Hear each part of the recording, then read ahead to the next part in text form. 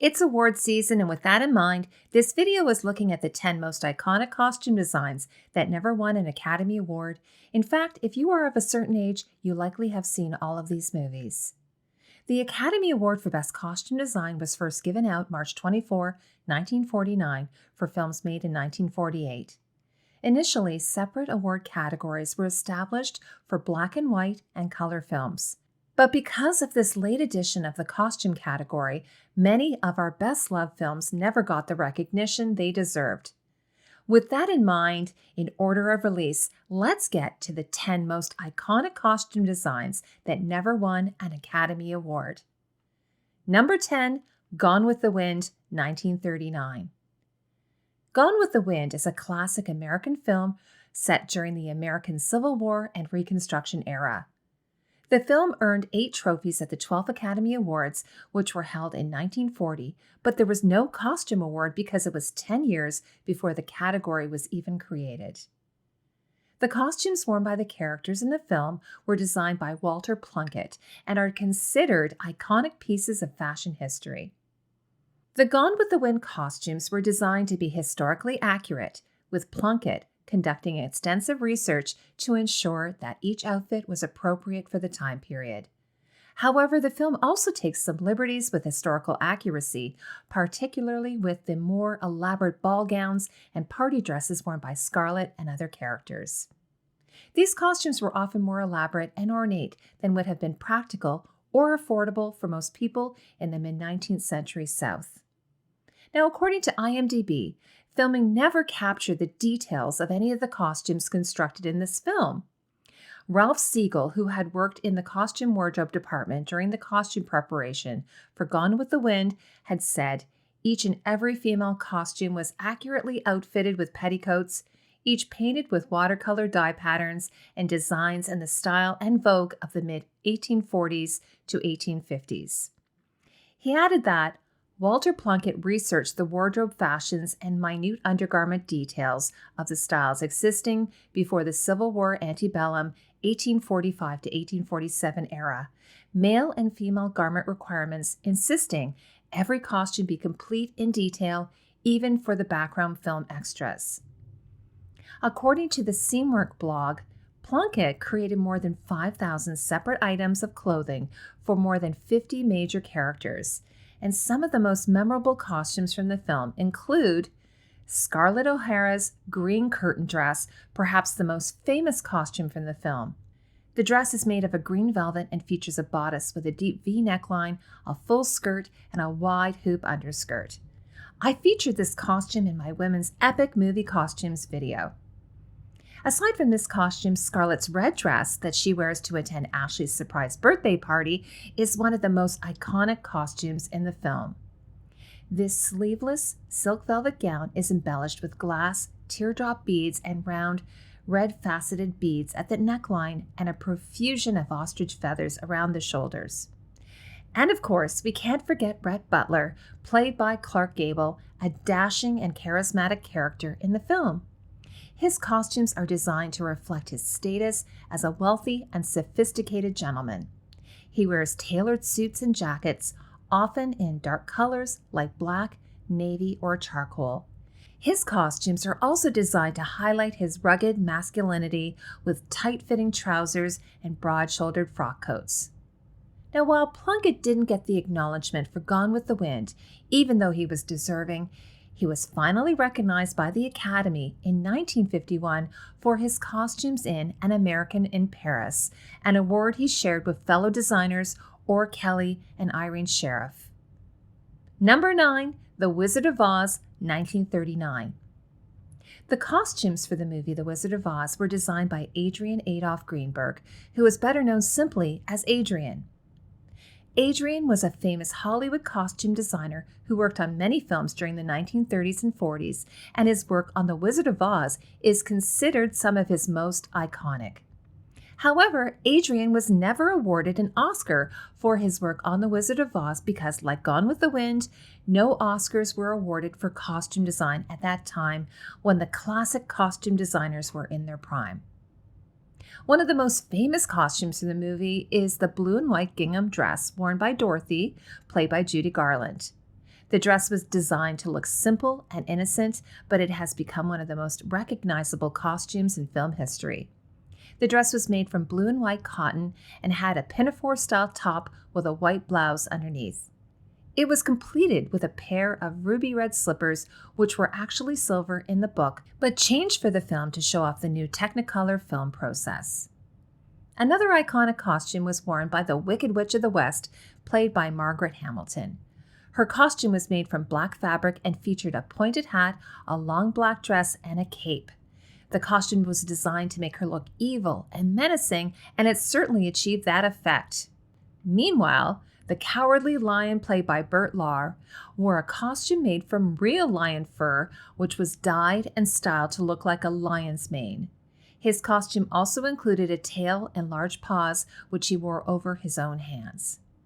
And the Scarecrow, played by Ray Bolger, wore a raggedy outfit made from burlap sacks and had a pointed hat with straw coming out of it. And then the Tin Man, played by Jack Haley, had a metallic-looking costume made from a combination of leather, felt, and aluminum. Overall, the costumes in The Wizard of Oz were incredibly important to creating the fantastical world of Oz, and they continue to be beloved by fans of the film today. Number 8, Citizen Kane, 1941. Citizen Kane is an American drama film directed by Orson Welles, who also co-wrote and starred in the film. Although Citizen Kane was not a commercial success upon its initial release, it has since become a critical and cultural phenomenon. It's won numerous awards and accolades over the years, including the Academy Award for Best Original Screenplay, and is widely regarded as a landmark in American cinema. However, at the 1941 Academy Awards, the film was booed every time one of its 9 nominations was announced. Citizen Kane costume designer Edward Manson Stevenson was handpicked by the movie's producer and star Orson Welles. Stevenson's film and television credits number well over 200, including Citizen Kane, which takes place over a period of 70 years, and Billy Wilder's It's a Wonderful Life, both frequently cited as being among the greatest films of all time. The costumes in Citizen Kane were designed to reflect the time period in which the film was set, which was primarily the early 1900s. The film's main character, Charles Foster Kane, is shown wearing a variety of costumes throughout the movie that reflect his wealth and status as a powerful media mogul. In many scenes, he is seen wearing a formal suit and tie, often with a top hat and cane. Other characters in the film, such as Kane's second wife, Susan Alexander, is shown wearing glamorous dresses and fur coats, which reflect her desire to be part of a high society. In contrast, other characters in the film, such as Kane's childhood friend, Jedediah Leland, wear more casual clothes that reflect their more modest lifestyle. Overall, the costumes in Citizen Kane are an important part of the film's visual style and help to create a sense of time and place. The attention to detail in the costume design helps to bring the characters to life and adds to the overall impact of the movie. While Stevenson didn't get any accolades for his work on Citizen Kane, he later won an Oscar in 1961 for Best Costume Design, Black and White, for the film The Facts of Life, and then that award was shared with 8-time Academy Award-winning costume designer Edith Head. Number 7, Casablanca, 1942. Casablanca won 3 Academy Awards but didn't win for costume design because, like the previous 3 entries, there wasn't a costume design category. The costumes for Casablanca were designed by Australian-American designer Orr Kelly, who was a renowned Hollywood costume designer in the 1940s. The costumes play an important role in the film as they help to create the atmosphere and mood of the story, which was set in the exotic and mysterious city of Casablanca during World War II. One of the most iconic costumes in the film was the dress worn by Ingrid Bergman's character, Ilse Lund, during the flashback scene in Paris. The dress was a simple yet elegant white satin gown with a fitted bodice and a flowing skirt. The dress was designed to convey the romantic and sophisticated nature of Ilse's character and to contrast with the more austere costumes worn by the other characters. Deborah Nadoolman Landis, an accomplished costume designer in her own right, says of Bergman's outfits, "Her clothes are very, very elegant in the movie. She had to be glamorous enough for us to fall in love with her, but she had to be simple too. So there is not a lot of frou-frou. Nadoolman adds that there's the visual storytelling, then the narrative storytelling, and they have to be perfectly matched. Or Kelly's clothes for Ingrid Bergman in Casablanca are pitch perfect. Humphrey Bogart's character, Rick Blaine, was known for his casual yet stylish wardrobe. He often wore a white dinner jacket with black pants and a bow tie, which became known as the Casablanca look. This look has since become a classic style for men's formal wear. Bogart's other iconic look is his Burberry trench coat and fedora hat. Bogart's fedora was supplied by Italian luxury hat manufacturer Borsellino, established in 1857 and produced in Alessandria, Italy. I feature this costume in my men's epic movie costumes video. Or Kelly went on to win 3 Academy Awards for Best Costume Design for An American in Paris, Les Girls, and Some Like It Hot, and he was inducted into the Costume Designer Guild Awards Hall of Fame in 2000. Number 6, Singing in the Rain, 1952. Singing in the Rain is a classic American film starring Gene Kelly, Debbie Reynolds, and Donald O'Connor. The movie features a number of iconic musical sequences, and the costumes worn by the actors are an essential element of the film's visual appeal. According to IMDb, the budget of Singing in the Rain soared to $2.5 million, of which $150,000 went to the elaborate costumes. However, the film returned a $7.7 million profit upon its initial release. The costume designer for the film was Walter Plunkett, whose work on Gone with the Wind also didn't earn him an Oscar statuette. Instead, the award went to The Robe, a biblical epic film released in 1953 that starred Richard Burton and Gene Simmons. The film is set in the 1920s, a time of great change in American fashion. The costumes in Singing in the Rain reflect this period with a mix of traditional styles and new modern designs. So, for example, the women's costumes feature flapper dresses, which were popular during the 1920s with their straight lines and drop waistlines. The men's costumes feature tailored suits with high-waisted pants and wide lapels, reflecting the fashion of the time. Debbie Reynolds' character, Kathy Selden, wears a variety of costumes throughout the movie, ranging from simple work clothes to glamorous gowns. One of her most memorable outfits is the drop-waist dress she wears in the Good Morning sequence. Another memorable costume is worn by Debbie Reynolds in the All I Do Is Dream of You sequence. Reynolds hops out of a cake in a pink showgirl costume with a built-in basket from where she throws candy at the party attendees. One of the most unforgettable musical sequences in the movie is the title song, Singing in the Rain. In this sequence, Gene Kelly dances and sings in the rain, wearing a simple 2-piece suit and fedora. Kelly's now iconic suit came up for auction 10 years ago and was sold at Planet Hollywood by Heritage Auction for £65,000 on December 12, 2013. Sid Charisse had one of the most striking costumes in the film, worn in the Broadway Melody sequence. Charisse wears a stunning green dress with a long flowing skirt that accentuates her graceful movements. The dress is adorned with sparkling sequins and beads, making it a true showstopper. Overall, the costumes in Singing in the Rain are an essential part of the film's visual style and help to transport the audience back to the glamorous and exciting world of the 1920s Hollywood. If you enjoy this kind of content, consider subscribing to my channel. Number 5, The Ten Commandments, 1956. The Ten Commandments is a classic film that was directed by Cecil B. DeMille and featured an all-star cast. It was nominated for a number of awards, including Best Costume Design Color at the 29th Academy Awards ceremony, which was held in 1957. However, the film did not win the award for Best Costume Design. Instead, it went to The King and I, released in 1956 and starring Yul Brynner and Deborah Kerr. The Cecil B. DeMille Foundation reported that at over $13 million, The Ten Commandments was the costliest film of its time, but made up for it by grossing more than $90 million. The Ten Commandments team of designers included Arnold Freiberg, Dorothy Jenkins, John Jensen, and Ralph Jester, which were led by Paramount's chief costume designer Edith Head.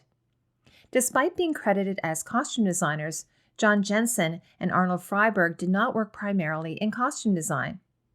But the costume for Moses as a shepherd was patterned after one Freiberg had already painted. Charlton Heston's costumes as Moses received a great deal of attention, with intricate detailing on his robe and a distinctive headdress.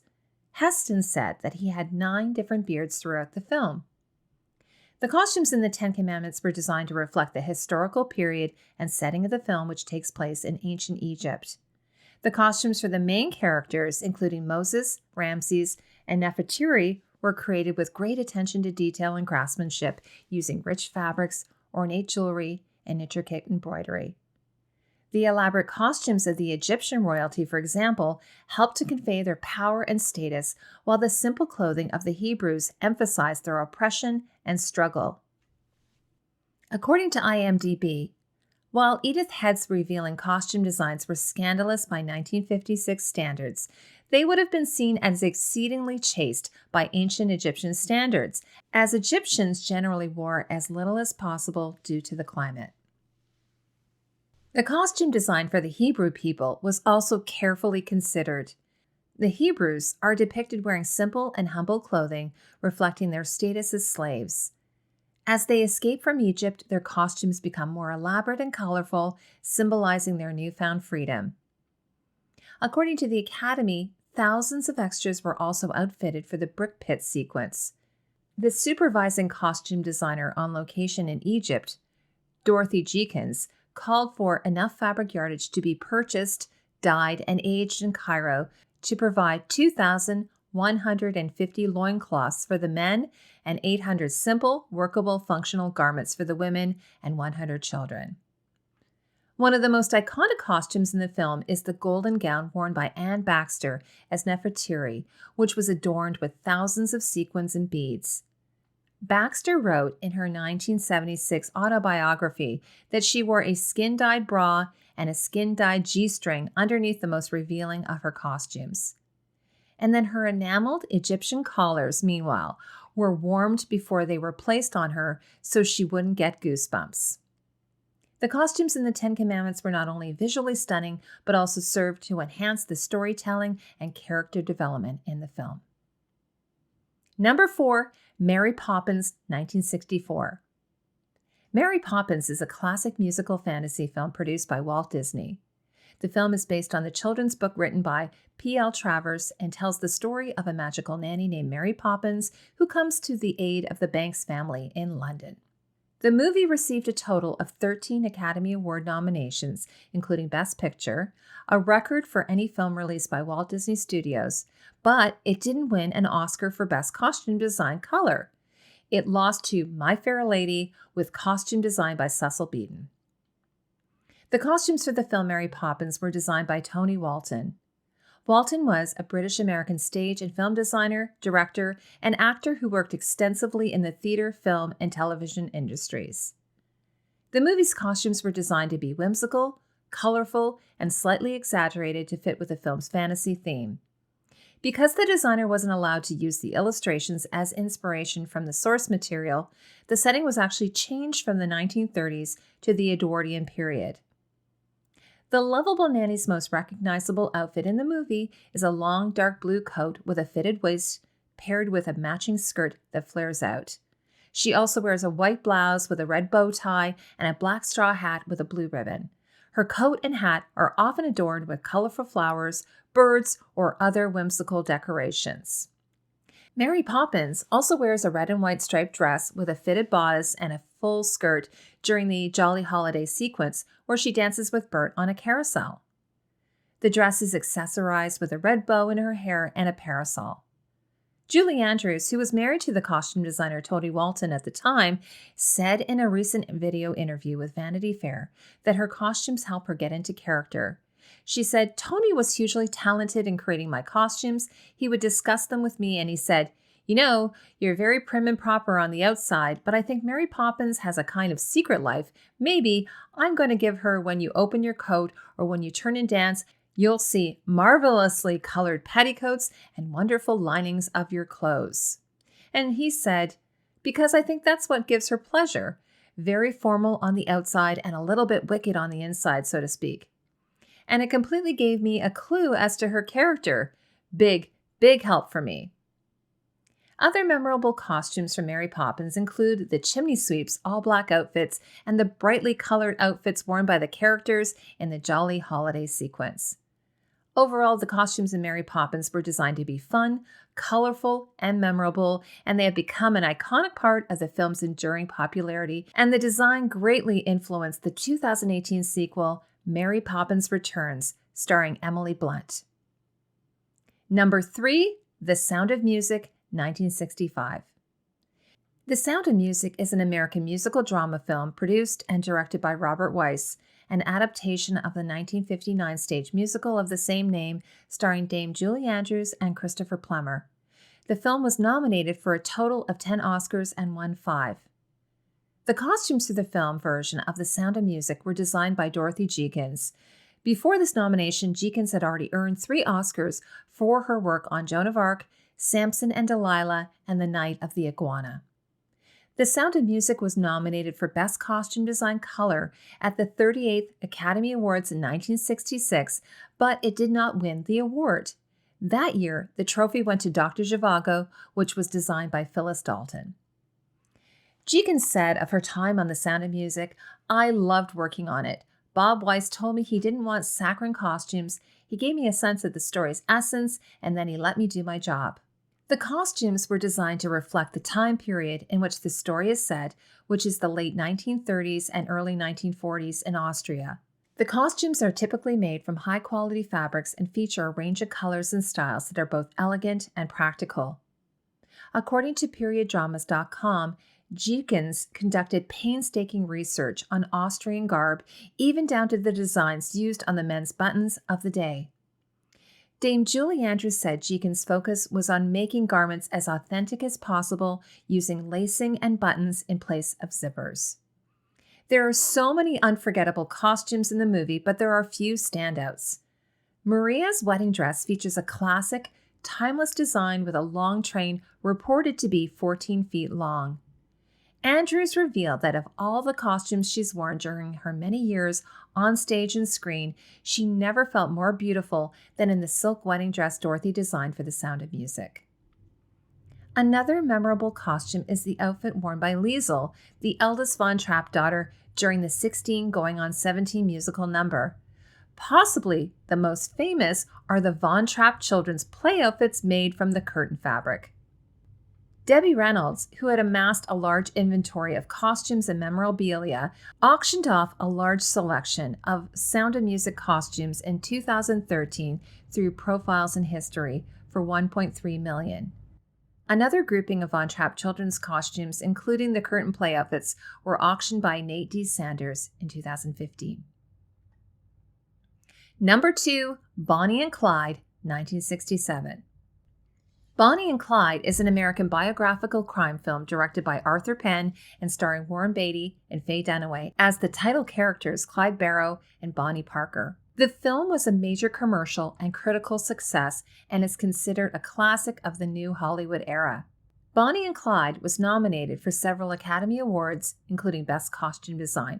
Dora Van Runkle was the costume designer for the film. She was a highly respected and successful costume designer, having worked on numerous films and television shows over the course of her career, and was also nominated for The Godfather Part 2 in 1974 and Peggy Sue Got Married in 1986. Before Bonnie and Clyde, Van Runkle also designed the costumes for the Thomas Crown Affair and The Arrangement, all of which starred Faye Dunaway. She created the gown Dunaway wore to the 1968 Oscars, as well as Dunaway's complete off-screen wardrobe at the time. Dunaway said of her costumes in Bonnie and Clyde, "The clothes are divine, they're masculine styles, but in a feminine way." In a bit of irony during the making of Bonnie and Clyde, as reported by the Los Angeles Times, designer Van Runkle recalls running into Edith Head while shopping for buttons in Beverly Hills. Edith Head said, "What are you doing?" I said, "It's the 30s and they're escaping from a bank robbery." And then Edith Head said, "Oh, darling, do everything in chiffon. You'll have no problems." Lucky for us, Van Runkle ignored this advice and instead went with easy-to-pack knits, pencil skirts, and power suits. According to British Vogue, after the release of Bonnie and Clyde, sales of berets skyrocketed from 5,000 to 12,000 per week in the French town of Lourdes, where they were produced. Calf-skimming skirts made a comeback, and young women scoured the shops for silk and V-neck sweaters. And number 1, The Lord of the Rings, The Fellowship of the Ring, 2001. The Lord of the Rings, The Fellowship of the Ring is an epic fantasy adventure film directed by Peter Jackson based on 1954's The Fellowship of the Ring, the first volume of the novel The Lord of the Rings by J.R.R. Tolkien. In 2002, the movie swept the awards season with multiple Oscar, BAFTA, and Golden Globe nominations. And while it won many technical awards, it failed to grab the Oscar for Best Costume Design. The award that year went to Catherine Martin for her work on Moulin Rouge. Now, I'll admit that I predicted that Moulin Rouge as a standalone movie would likely win, but The Lord of the Rings, The Return of the King did go on to win an Oscar in costume design in 2003. And it's also interesting to note that Moulin Rouge from 1953 beat out Edith Head's costume design for The Greatest Show on Earth that same year. The costumes for The Lord of the Rings, The Fellowship of the Ring were designed by Nyla Dixon and Richard Taylor. Nyla Dixon is a New Zealand costume designer who has worked on numerous film and television productions, including the Lord of the Rings trilogy. And then Richard Taylor is the co-founder and creative director of Weta Workshop, a special effects and costume design company based in New Zealand. Taylor and his team at Weta Workshop were responsible for creating many of the costumes, armor, and other props for the Lord of the Rings trilogy. The costumes in the Fellowship of the Ring were an essential element in bringing Tolkien's vision to life on the big screen. Dixon and Taylor worked closely with director Peter Jackson to create costumes that would be both visually striking and historically accurate. The costumes were created using a variety of materials, including leather, wool, silk, and chainmail. Each character's costumes was designed to reflect their personality, culture, and backstory. So, for example, the Hobbit's clothing was made to look simple and functional, while the elven costumes were more ornate and delicate. One of the unique challenges faced by the costume designers for the Fellowship of the Ring was the need to create clothing that looked both historically accurate and fantastical.